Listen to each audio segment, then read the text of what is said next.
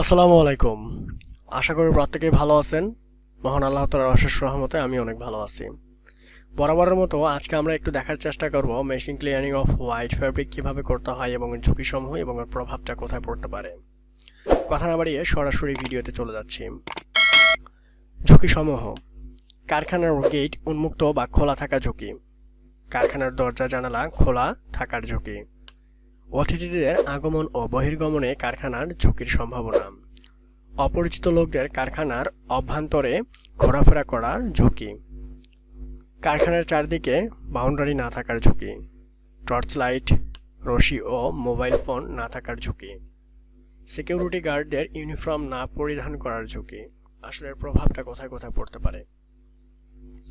কারখানার গেট খোলা থাকার জন্য কারখানার চুরি ডাকাতি হতে পারে। কারখানার দরজা জানালা খোলা থাকা বাইরে থেকে লোকজন ঢুকতে পারে, ফলে যে কোনো ধরনের দুর্ঘটনা ঘটাতে পারে।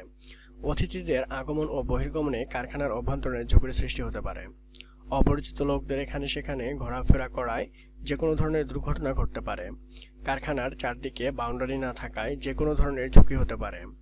টর্চ লাইট, রশি ও মোবাইল ফোন না থাকায় ফলে দুর্ঘটনাকৃত ধরনের বা বিভিন্ন ধরনের দুর্ঘটনা বা কর্তৃপক্ষকে সংবাদ দিতে সমর্থন হবে না।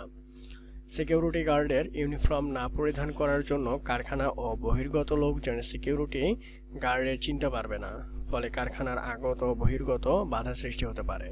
সুতরাং এই বিষয়গুলো যে আমরা মেনটেন করতে পারি, ইন ফিউচারে ভালো কিছু অবশ্যই আশা করতে পারি। সম্পূর্ণ ভিডিওটা দেখার জন্য অসংখ্য ধন্যবাদ।